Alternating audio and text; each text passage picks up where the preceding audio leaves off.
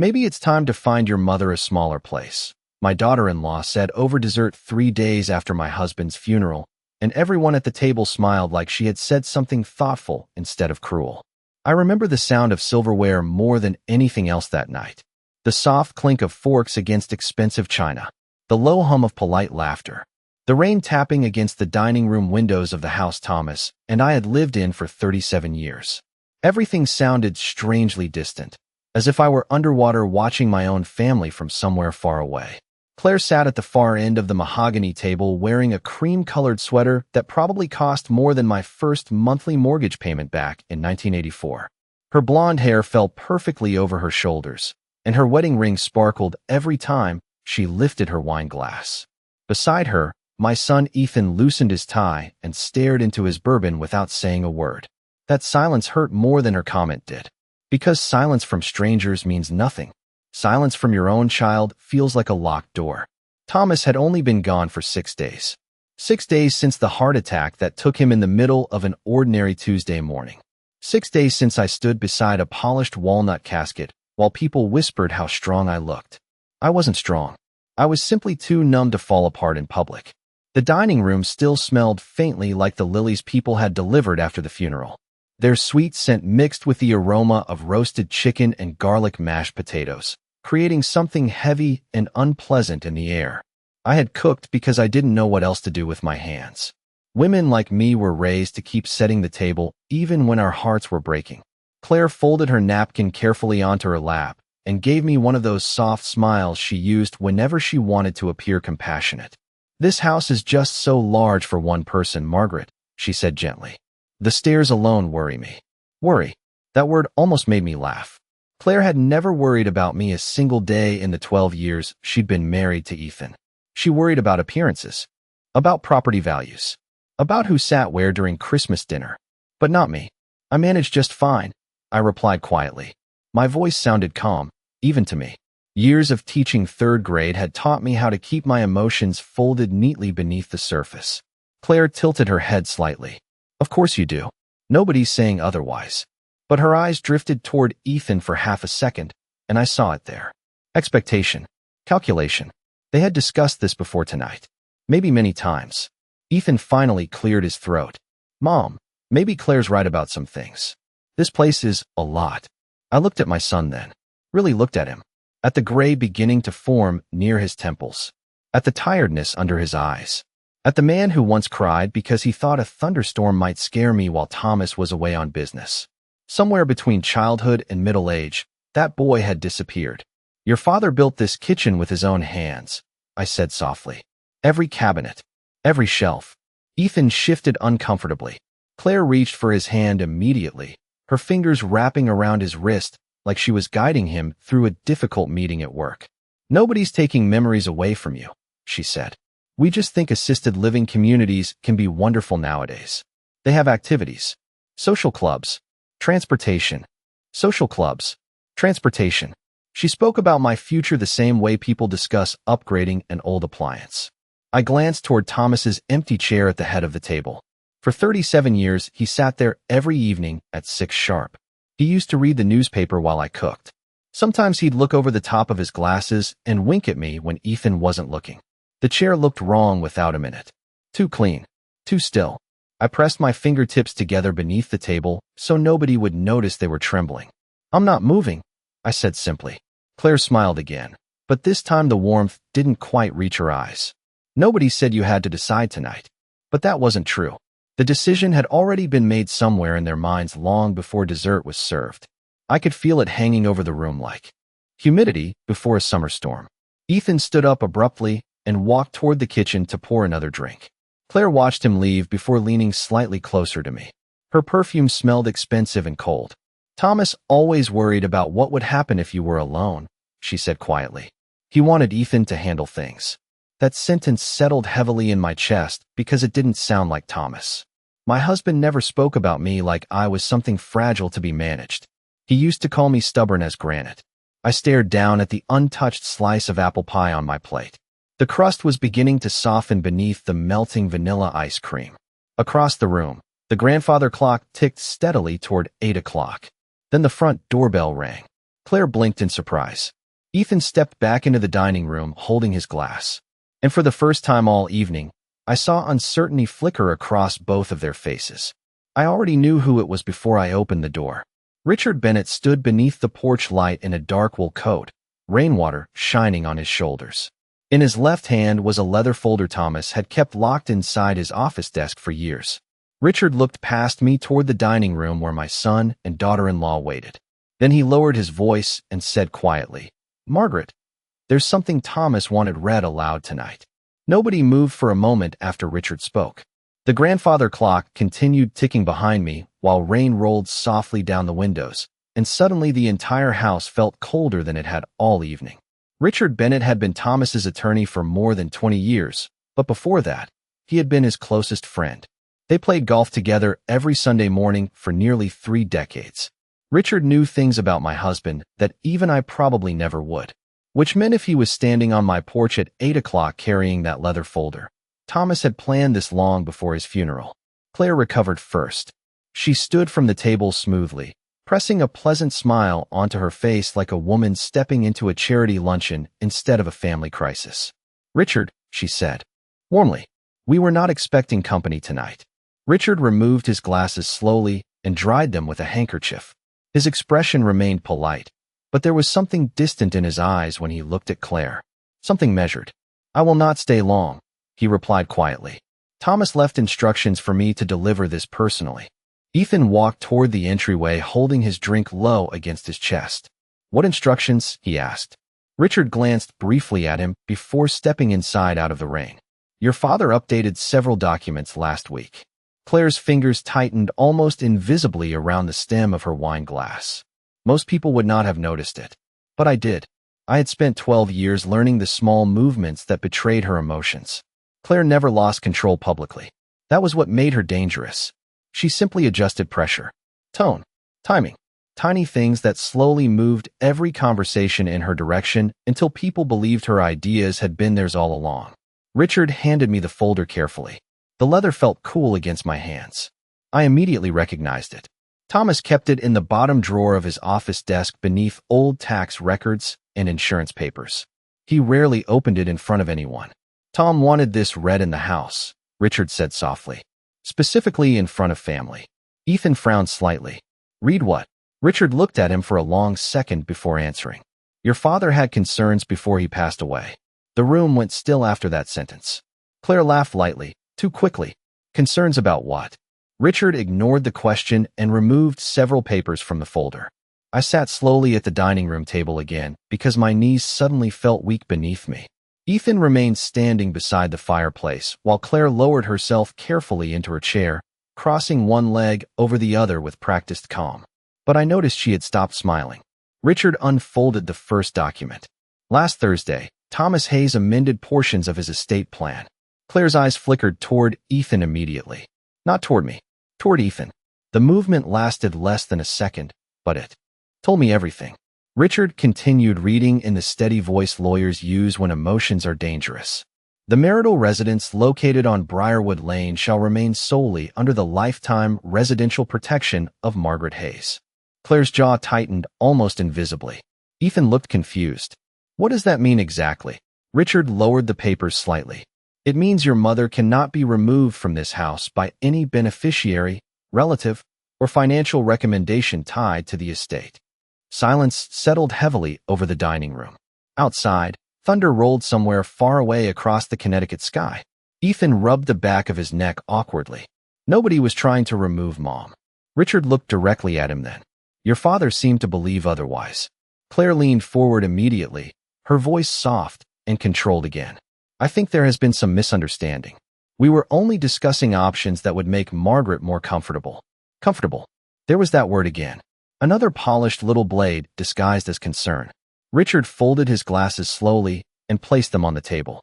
"Thomas documented specific conversations that caused him concern." Ethan blinked. "Documented?" I looked up sharply at Richard. "Thomas never told me any of this." His expression softened when he looked at me. "He did not want to upset you unless he had to." Something deep inside my chest tightened painfully then, because suddenly I remembered little moments from the past 2 months that had seemed meaningless at the time. Thomas lingering outside the kitchen while Claire talked on the phone in the next room. Thomas asking strange questions about account passwords.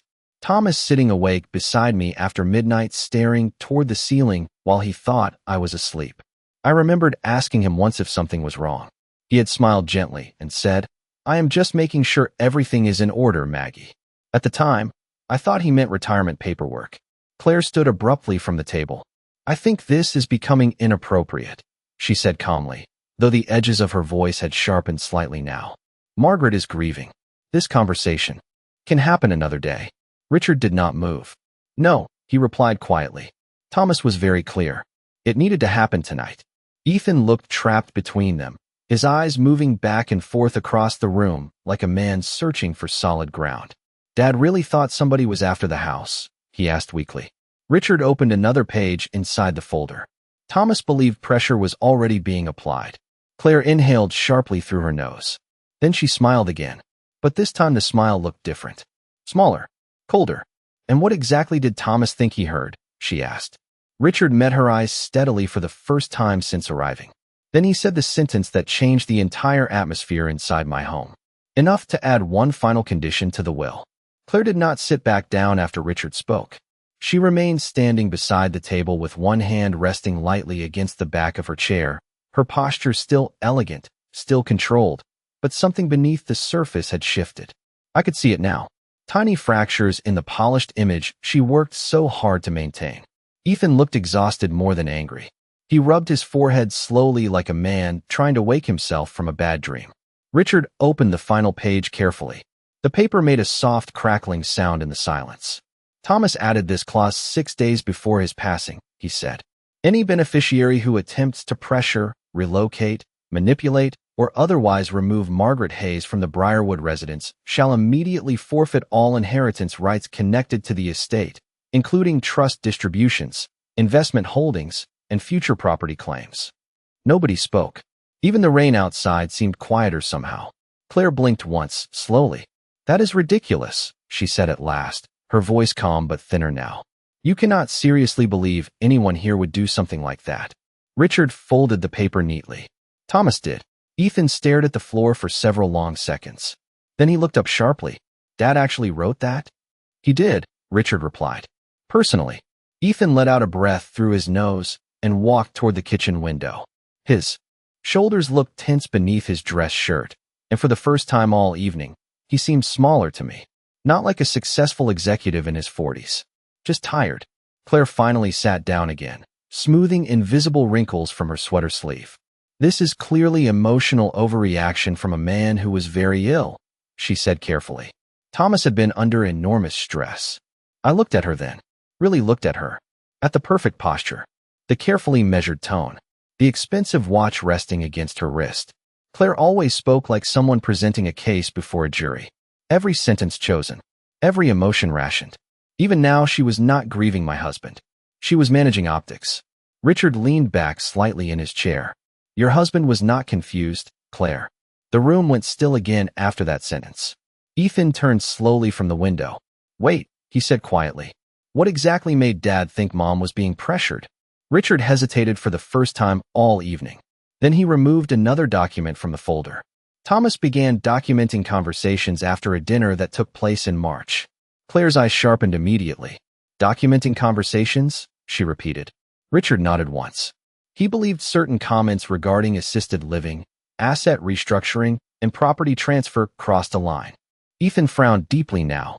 Claire only mentioned retirement communities because she thought Mom might get lonely. Lonely. That word almost hurt more than anything else. Because loneliness had already settled into this house long before Thomas died. It arrived quietly over the years. Through canceled holidays. Through shorter phone calls. Through weekends when Ethan suddenly became too busy to visit unless Claire approved the schedule first. I remembered Christmas 2 years earlier when Claire insisted on hosting dinner herself. She sat me at the far end of the table beside the coat closet while her own parents occupied the seats nearest Ethan and the children. I remembered bringing homemade apple pie only to hear Claire laugh softly and say, "Oh, Margaret, nobody really eats sugar anymore." At the time I told myself she probably did not mean to sound cruel. Women my age are taught to explain away disrespect. We call it misunderstanding when it is really humiliation. Richard slid another paper across the table toward Ethan. Your father wrote notes after several incidents. Ethan stared at the page without touching it. What incidents? Richard's expression remained steady. He noted repeated suggestions about selling the house, discussions about limiting your mother's access to financial accounts, comments about downsizing before she became a burden. Claire inhaled sharply. I never called Margaret a burden. Richard looked directly at her, not to her face. Something cold moved through the room after that. Ethan looked toward his wife slowly. Claire. She turned immediately toward him, her voice softer now, almost wounded. Ethan, your father misunderstood things. We talked privately about concerns any family would have. That does not mean I wanted to hurt your mother. Hurt. Such a small word for what some people do quietly over years. I folded my hands together in my lap and watched them both carefully. Suddenly memories kept surfacing whether I wanted them or not. Claire changing the subject whenever Ethan and I spoke too long on the phone. Claire booking family vacations without asking if I wanted to come. Claire once laughing during brunch with friends and saying, Margaret still writes checks at the grocery store. She belongs in another century. Everyone had laughed politely while I smiled into my coffee cup. Thomas heard that comment. I remembered the way his jaw tightened afterward in the car ride home. Richard closed the folder slowly. Thomas did not make this decision overnight, he said quietly. He spent months watching. Ethan sank heavily into a chair then. He looked pale beneath the warm dining room lights. Claire reached for his arm immediately, but this time he did not look at her. Outside, the storm finally broke harder against the windows, rain striking the glass in sharp bursts while thunder rolled low across the neighborhood. Richard stood carefully and gathered the papers back into the folder. There is one more thing, he said. Claire looked up instantly. What now? Richard paused before answering. Thomas left audio recordings. The word recordings seemed to drain the warmth from the entire house. Claire's face remained composed for exactly 2 seconds after Richard said it. Then the color shifted slightly beneath her makeup. Not enough for most people to notice, but enough for me. Ethan looked confused more than anything else. Recordings of what? He asked quietly. Richard placed the leather folder on the dining room table beside the untouched dessert plates. The apple pie had gone completely cold now. The scoop of vanilla ice cream melted into a pale puddle across the china. Tiny ordinary details suddenly felt painfully clear to me. The ticking clock, the smell of rain, the folded napkins beside abandoned silverware. Strange how the mind remembers small things during moments that change everything. Richard removed a small digital recorder from the folder and set it carefully on the table. Claire stared at it immediately. Thomas recorded private conversations? She asked, her tone sharper now. Richard folded his hands calmly. Only after he became concerned. Ethan rubbed both palms over his face slowly. Concerned about what exactly? Richard looked toward him with something close to pity. Your father believed your mother was being isolated and pressured gradually over time. Claire laughed softly, but the sound carried no warmth now. That is absurd. Nobody answered her. The silence seemed to bother her more than accusations ever could. She stood abruptly and walked toward the kitchen window, crossing her arms tightly as lightning flashed somewhere beyond the trees outside. The storm had settled directly over the neighborhood now. Rain struck the windows in steady sheets while wind rattled the old maple branches near the driveway. Ethan stared down at the recorder without touching it. Dad never mentioned any of this to me. Richard's expression remained steady. I do not think he trusted that you would see it clearly. That sentence landed harder than anything else that evening. Ethan looked up slowly as though he had been slapped by invisible hands. What is that supposed to mean? Richard hesitated. Before answering, Thomas believed you stopped noticing how conversations around your mother changed once Claire entered them. Claire turned immediately from the window. That is insulting. Richard remained calm. It is honest. The room fell quiet again. I sat perfectly still at the end of the table with my hands folded together while memories surfaced one after another whether I wanted them to or not. Little moments I buried because confronting them felt too painful at the time. Claire gently laughing when Ethan suggested I join them on a family ski trip to Vermont. Margaret hates cold weather, she had said quickly before I could answer. I never hated cold weather. Thomas and I used to walk through snowstorms together after dinner when Ethan was little. Another memory surfaced immediately after. My birthday brunch last spring. Claire handed me a wrapped box in front of everyone with a bright practice smile. Inside was a brochure for luxury senior living apartments outside Hartford. Everyone laughed awkwardly while Claire said, "Just planning ahead." Thomas did not laugh. I remember that clearly now. He had stared at the brochure for several long seconds before quietly setting down his coffee cup. At the time, I told myself I was being overly sensitive. Women my age are trained to shrink our discomfort so other people remain comfortable. Richard reached toward the recorder but did not turn it on yet. Thomas began keeping records after a conversation he overheard in April. Ethan frowned deeply. What conversation? Richard looked briefly toward Claire before answering. A discussion about convincing Margaret to transfer partial ownership of the house before the end of the year. Ethan's head turned sharply toward his wife. Claire. Her eyes widened immediately. That is not what happened. Then explain it, Ethan said quietly. Claire exhaled hard through her nose and walked back toward the table. I asked whether your mother had considered estate planning options. That is completely normal for families. Richard nodded once. According to Thomas, you also said the house would become easier to manage if ownership changed before Margaret became emotionally attached to staying. Claire's lips pressed together tightly. Ethan stared at her in silence. She looked suddenly irritated now rather than calm. I was trying to help, she snapped softly. Somebody has to think practically. Practically. Another one of Claire's favorite words. She used it whenever kindness became inconvenient. Richard finally pressed the power button on the recorder. A soft crackling sound filled the room before Thomas's voice emerged low and slightly rough through the speaker. Hearing my husband again only 6 days after burying him nearly stopped my breathing. April 14th, his voice said calmly. Kitchen conversation. Claire and Ethan discussing the house. Then came Claire's voice, unmistakable even through static. If Margaret stays here alone much longer, she will cling to this place forever. Ethan froze beside the table. The recording continued. We should start shifting things slowly now while she is emotional, Claire said. Otherwise this will become impossible later. The room felt airless suddenly. Ethan looked at his wife with open confusion while Claire stood perfectly still beside the window. That is not what I meant, she said immediately. But the recording had already continued. Thomas's voice returned quietly afterward. Margaret does not hear these conversations. But I do. Richard switched the recorder off. Nobody moved for several seconds. Ethan looked pale beneath the dining room lights now. He lowered himself slowly into a chair like his legs no longer trusted him. Claire stared toward the rain-dark window instead of looking at any of us.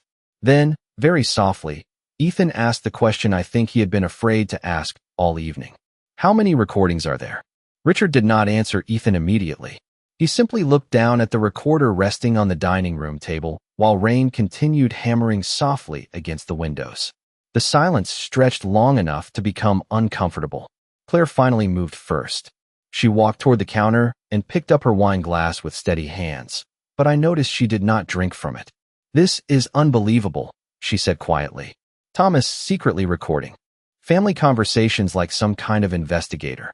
Richard remained calm. Your husband believed his wife needed protection. Claire gave a short laugh under her breath. From me. Nobody answered her. Ethan sat motionless beside the table, staring at the recorder like it might suddenly explain how his life had become unrecognizable in less than an hour. I watched my son carefully then. There was confusion in his face, yes. But underneath it, something else had begun to surface. Recognition. Small memories rearranging themselves inside his mind the same way they had inside mine. Richard finally spoke. There are 7 recordings. Ethan closed his eyes briefly. Claire turned sharply toward him. Ethan, you cannot seriously entertain this nonsense. He opened his eyes slowly and looked at her for the first time in several minutes. Did you say those things? Claire's jaw tightened. Not the way they sound. That answer told him everything. I could see it happen quietly across his face. A small fracture forming beneath years of denial. Richard reached into the folder again and removed a folded sheet of paper. Thomas also left written notes beside each recording. Claire exhaled hard and set down her untouched wine glass. Of course he did. Richard ignored the comment.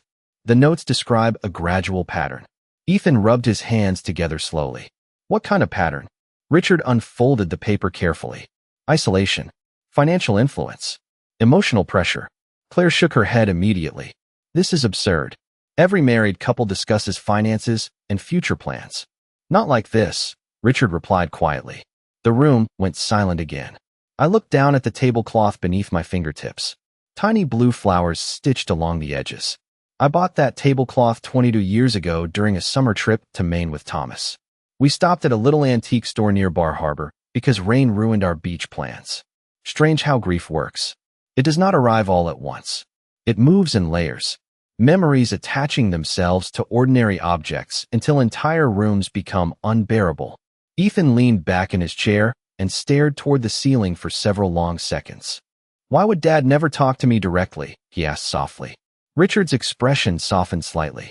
"Because he believed you would defend Claire before listening." Claire crossed her arms tightly against herself. "That is insulting to both of us." "Is it?" Richard asked calmly.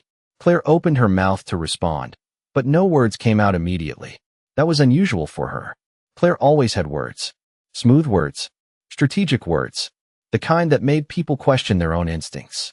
I remembered one Thanksgiving 3 years earlier when Ethan suggested I stay overnight because snow covered the roads.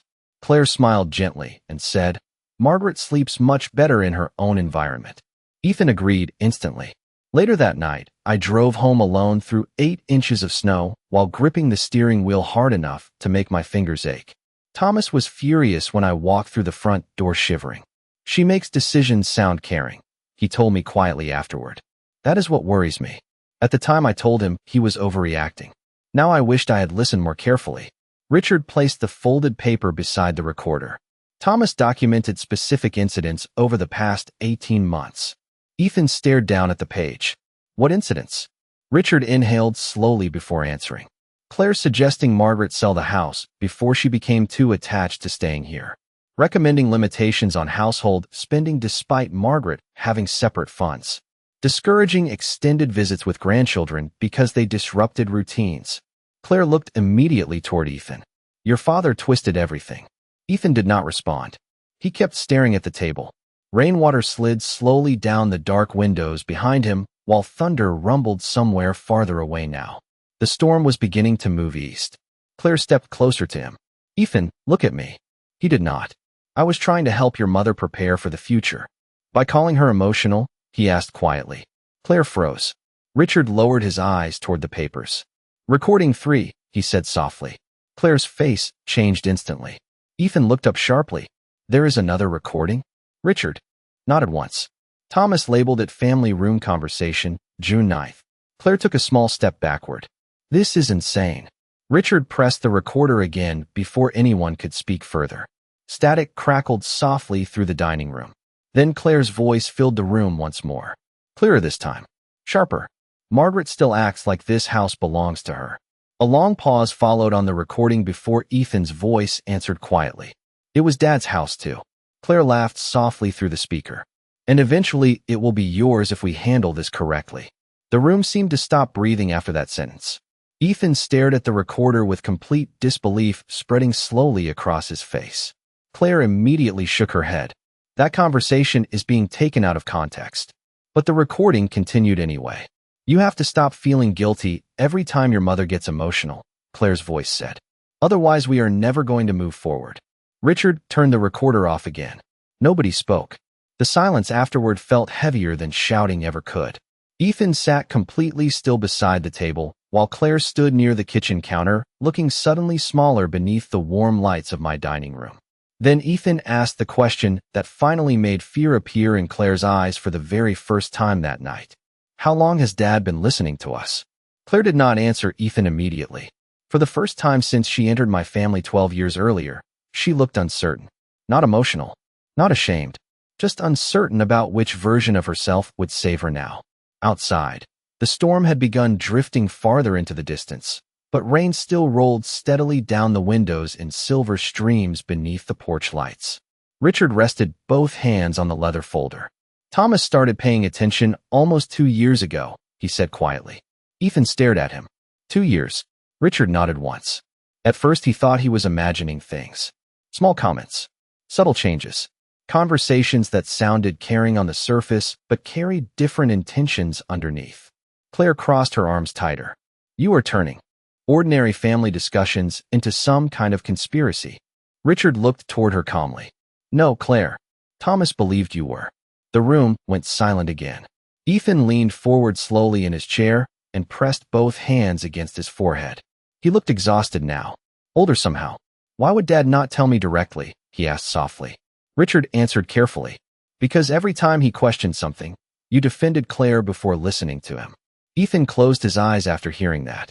I think somewhere deep inside himself, he already knew it was true.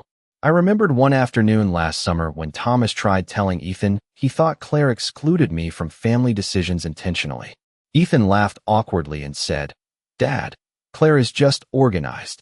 Organized. Such a harmless word for someone who quietly rearranged an entire family around herself. Claire walked toward the dining room slowly now, her heels making soft sounds against the hardwood floor. This entire situation is unfair, she said. Thomas never liked me. That is what this really is. I looked up at her then. That is not true. Claire turned toward me immediately. Excuse me. My voice remained calm. Thomas did like you once. That seemed to unsettle her more than anger would have. Because it was true. I remembered the beginning clearly now. Claire arriving at Sunday dinners with homemade peach cobbler and bright nervous smiles. Claire helping me wash dishes after Thanksgiving. Claire sitting beside Thomas asking thoughtful questions about his architecture business, while Ethan watched her with obvious admiration. Thomas once told me, that girl is ambitious, but she loves our son. Back then, I believed it too. Maybe Claire even believed it herself once. But over time, ambition hardened into something colder, subtler. I do not know exactly when it began. Maybe after Ethan's promotion at the investment firm. Maybe after they moved into the larger house outside Greenwich. Maybe after money stopped being comfort and became status instead. Richard opened the folder again slowly. Thomas wrote something else beside the final recordings. Claire exhaled sharply. More notes. Yes. Richard replied. Ethan looked up tiredly. What did he write? Richard unfolded a single sheet of paper covered in Thomas's handwriting. Seeing my husband's handwriting nearly broke me more than hearing his voice had. Thick blue ink. Slightly slanted letters. Familiar after almost 4 decades together. Richard read quietly. If Ethan ever hears these recordings, do not let him hate himself. He loved his wife. That was never the problem. The problem was that he stopped seeing what his mother was quietly enduring to keep peace inside this family. Ethan lowered his head immediately after hearing that. His shoulders shook once before becoming still again. Claire looked away toward the dark kitchen. For the first time all evening, she seemed unable to control the room anymore. Richard continued reading. Margaret spent her entire life protecting other people from discomfort. She will probably protect Claire too if given the chance. My chest tightened painfully because Thomas understood me too well. He always had. Even now. Even after death. Ethan looked toward me slowly then. There was something fragile in his eyes I had not seen since he was young. Mom, he said quietly. Just that one word. Nothing else. I smiled faintly because I suddenly realized he did not know what to say anymore. And strangely, I did not need him to say anything. Not tonight. Claire stepped closer to the table again. I never wanted to hurt anyone, she said softly. Ethan finally looked directly at her. Then why did you keep talking about the house? Claire hesitated. Because I thought planning ahead mattered. Ethan's expression hardened slightly for the first time. Dad thought you were planning around Mom, not for her. Claire opened her mouth to respond, then stopped. Richard closed the folder carefully. Thomas did not leave these recordings to destroy anyone, he said. He left them because he knew Margaret would stay silent forever otherwise. I stared down at the cold pie still sitting untouched in front of me. Thomas used to steal bites of pie before dinner when he thought I was not looking. I could almost hear him laughing softly in the kitchen behind me. Grief arrives. Strangely, one moment you are listening to lawyers discuss inheritance clauses. The next moment you are remembering crumbs on your husband's shirt.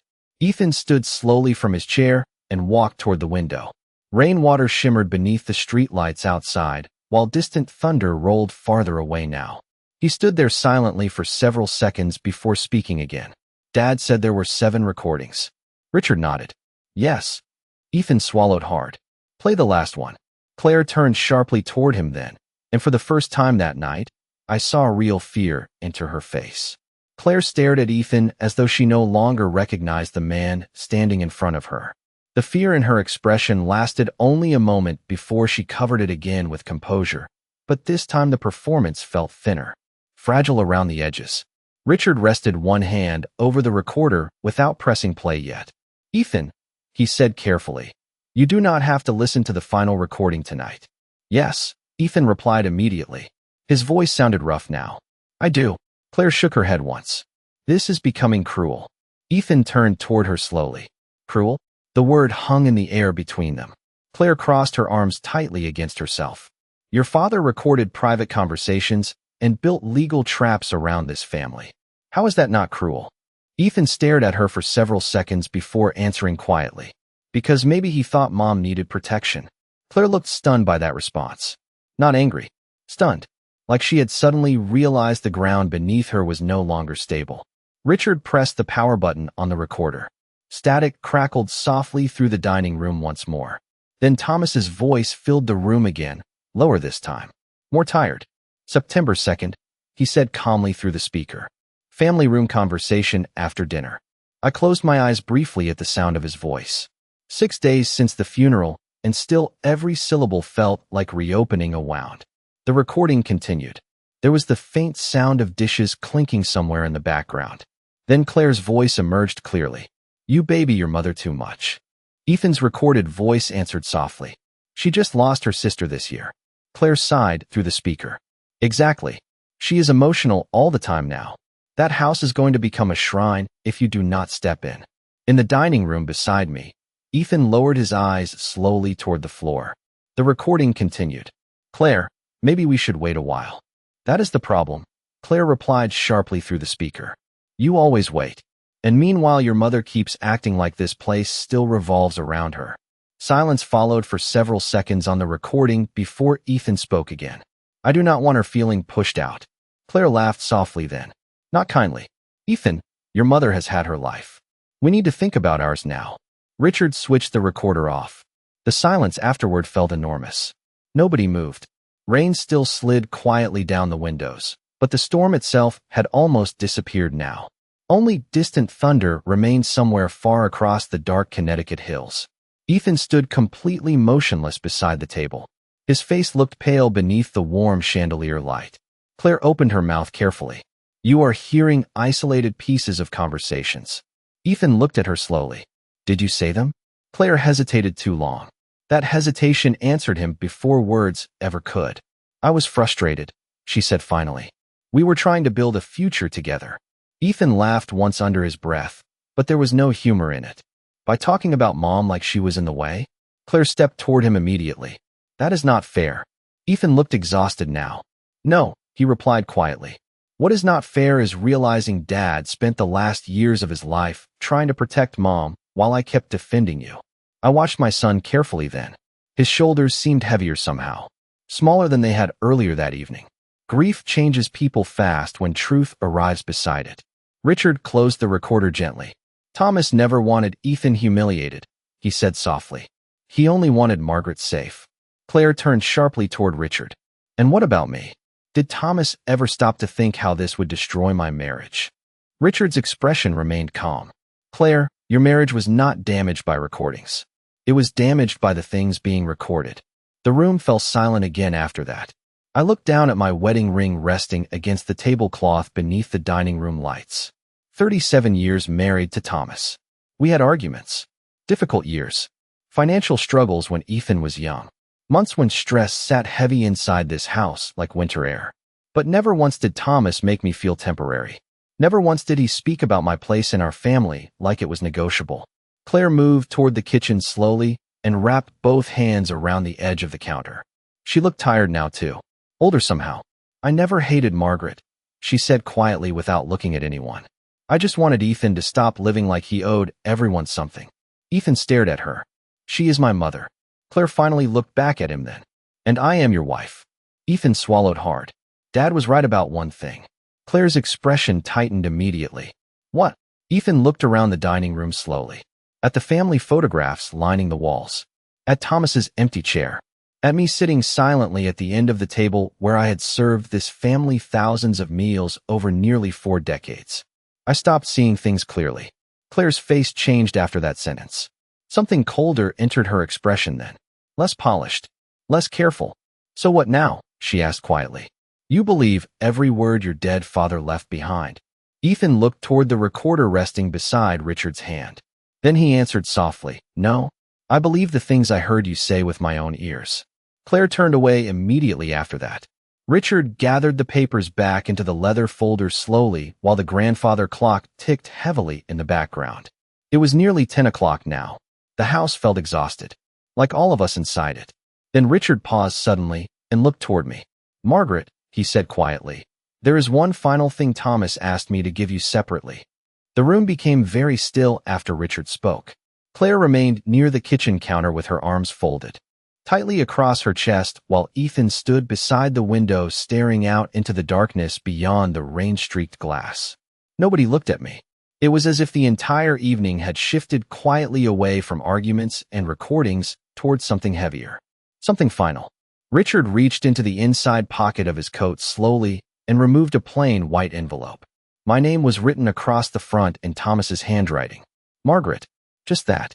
Seeing his handwriting again so soon after the funeral sent a sharp ache through my chest. Thomas always wrote my name carefully, with the same steady slant he used when signing birthday cards or leaving grocery lists on the kitchen counter. Richard walked toward me and placed the envelope gently beside my folded hands. He asked me not to give this to you unless things unfolded exactly this way tonight, he said quietly. My fingers rested against the envelope for several seconds before I picked it up. The paper felt strangely heavy. Around me, the house had fallen completely silent except for the soft ticking of the grandfather clock near the hallway. I slid one finger beneath the seal carefully. Inside was a single handwritten letter folded twice down the center. Ethan turned slowly away from the window then. Claire remained motionless near the counter, but I could feel her watching me from across the room. I unfolded the paper carefully. The first line nearly broke me immediately. Maggie, if you are reading this, it means I ran out of time. I closed my eyes for one brief second. Thomas only called me Maggie when we were alone. Not in front of friends. Not in public. Just us. Richard lowered his eyes respectfully while I continued reading silently. I know you. You are probably trying to protect everyone in this room right now, even after everything you heard tonight. That sentence made my throat tighten because it was true. Even now, after the recordings, after the humiliation slowly unraveling around me, part of me still wanted to smooth everything over and tell Ethan none of it mattered. Thomas knew me too well. The letter continued. You spent your whole life making yourself smaller so other people could stay comfortable. Please do not do that anymore. My hands trembled slightly then. Across the room, Ethan looked exhausted and lost beneath the warm dining room lights. Claire looked pale now, though her posture remained rigid and controlled. I kept reading. There were things I should have confronted sooner. I saw the changes slowly happening around you, and at first I convinced myself they were harmless. You always defended everyone. You defended Claire. You defended Ethan. You even defended me when I stayed quiet too long. Tears blurred my vision briefly then, but I blinked them away before they could fall. Thomas was right. I had spent years translating pain into misunderstanding because it felt easier than admitting my own family no longer saw me clearly. Richard moved quietly toward the fireplace and stood there with his hands folded while I read the next paragraph. You were never weak, Maggie. They only mistook your kindness for surrender. The room seemed to disappear around me after that sentence. Suddenly, I was 27 again, standing in our first apartment kitchen while Thomas burned pancakes on a Sunday morning because he insisted he could cook breakfast better than I could. I was 34 sitting beside him on hospital chairs after Ethan broke his arm falling from a bicycle. I was 48 dancing barefoot in this dining room during a thunderstorm after too much wine and old Frank Sinatra records. 37 years together condensed into one line of handwriting on a sheet of paper. Ethan swallowed hard across the room. Mom, he asked softly. I looked up slowly from the letter. His eyes were red now. Not dramatic tears. Just quiet grief sitting heavily inside him. For his father. For himself. For all the things he suddenly realized too late. I lowered my eyes back to the page. If Ethan ever finds his way back to himself, let him. But do not lose yourself trying to rescue everyone else first. That sentence settled heavily inside me because Thomas understood exactly how I loved people. Completely. Quietly. Often at my own expense. The final paragraph was shorter. Stay in this house as long as you want. Fill the kitchen with music again. Open the windows in spring. Keep teaching the grandchildren how to bake pie crust from scratch if they still come around. And when you sit alone with your tea in the mornings, know this with certainty.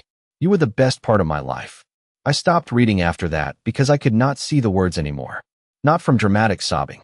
Just quiet tears finally escaping after a week of holding myself together for everyone else. The grandfather clock ticked softly in the silence. Rain still drifted against the windows, lighter now. Somewhere in the kitchen refrigerator hummed steadily like ordinary life, refusing to stop even while families cracked apart around dining room tables. Ethan stepped closer carefully. "Mom," he said again, barely above a whisper. I folded the letter slowly and held it against my chest.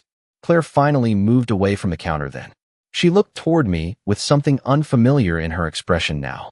Not anger, not calculation, something closer to realization. As though she finally understood that Thomas had not simply protected an old house or a legal inheritance tonight. He had protected me, and somehow that frightened her more than losing money ever could. Nobody spoke for a long time after I finished reading Thomas's letter. The house felt strangely quiet now that the storm had passed. Rain still dripped softly from the gutters outside, but the thunder was gone. In the silence, I could hear the faint hum of the refrigerator in the kitchen and the old grandfather clock marking each second like a slow heartbeat. Richard gathered the papers carefully back into the leather folder without interrupting the moment. Ethan stood a few feet away from me with his hands hanging uselessly at his sides. He looked like someone trying to understand how his entire life had shifted without warning. Claire remained near the dining room entrance, still and pale beneath the soft chandelier light. For the first time since she married into this family, she had no control over the room at all. Ethan finally spoke first. "Mom," he said quietly, "I did not know things had gotten this bad." I looked at him for several seconds before answering. Neither did I. And that was the truth. Pain does not always arrive loudly. Sometimes it settles into your life slowly enough that you begin calling it normal. A forgotten invitation. A joke at your expense. Decisions made around you instead of with you. Little things. Tiny cuts that eventually teach you to expect less from the people you love. Ethan lowered his eyes. I should have paid attention. I folded Thomas's letter carefully and slid it back into the envelope before placing it beside my plate. "Your father tried to tell me too," I said softly. "I just did not want to believe our family was changing." Claire shifted slightly near the doorway. "I never wanted this," she said quietly. Nobody answered immediately. Ethan looked toward her slowly. "Then what did you want?" Claire looked exhausted now. The polished confidence she carried so easily all those years had disappeared sometime during the recordings. "I wanted stability," she said. "I wanted us to have a future without constantly revolving around guilt and obligations." Ethan stared at her. "My mother is not an obligation." Claire looked away after that. Richard stepped toward the front hallway and slipped his coat back on carefully. "I should go," he said softly. I stood slowly from the table. "Thank you for coming tonight." Richard gave me a sad smile. "Thomas loved you very much, Margaret. Never doubt that." Those words stayed with me long after he left. Ethan walked Richard to the front door, while Claire remained behind in the dining room. We stood there in silence for several moments, surrounded by dirty dishes, cold coffee, and the remains of a family dinner nobody would ever forget. Claire finally looked toward me. "You probably hate me now." Her voice sounded smaller than I had ever heard it before. I considered the question carefully. "No," I answered honestly. "But I think you stopped seeing me as a person a long time ago." Claire's eyes filled slightly then, though she blinked the emotion away almost immediately. I thought I was helping Ethan move forward. I nodded faintly. At some point, helping him started meaning removing me. Claire looked down at the floor without answering. Ethan returned from the front hallway a moment later. The house fell quiet again. He looked from Claire to me, grief and exhaustion sitting heavily across his face. "I do not know what happens now," he admitted softly. "Neither did I. Families do not break apart all at once. And they do not heal all at once either. Sometimes the truth simply arrives before anyone is ready for it." Ethan walked slowly toward the dining room table and picked up Thomas's empty coffee mug that still sat near the sink from earlier that morning. He stared at it silently for several seconds before speaking again. "Dad knew all this time," he whispered. I nodded once. "Yes." Ethan swallowed hard. "And he still tried to protect all of us. That was the tragedy of Thomas Hayes." Even at the end, he loved his family enough to carry the weight quietly until he no longer could. Claire picked up her purse slowly from the kitchen chair. "I think I should leave tonight," she said softly. Ethan did not stop her. He simply stood there holding his father's coffee mug while she walked toward the front door. Before leaving, Claire paused briefly beside me. "I am sorry, Margaret," she said. The apology sounded real, but some truths arrived too late to fully repair what they damaged. I gave her a small nod anyway. "Good night, Claire." The front door closed softly behind her. No dramatic shouting. No slammed doors. Just silence. Ethan remained standing near the kitchen counter for a long time afterward. Finally, he looked toward me again. "Do you want me to stay tonight?" The question surprised me because it sounded like the son I remembered before life became so complicated around him. I smiled faintly. "No, but come for breakfast tomorrow."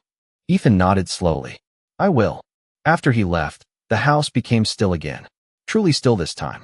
I walked through the kitchen, turning off lights one by one while Thomas's letter rested safely against my chest. The rain had finally stopped outside. I opened the window slightly above the sink and cool spring air drifted quietly into the room.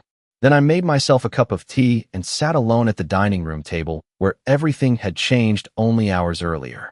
Thomas's chair remained empty across from me, but somehow the room no longer felt cold. I looked toward the envelope beside my teacup and smiled softly through tired eyes. They smiled through the entire reading of the will until the last line.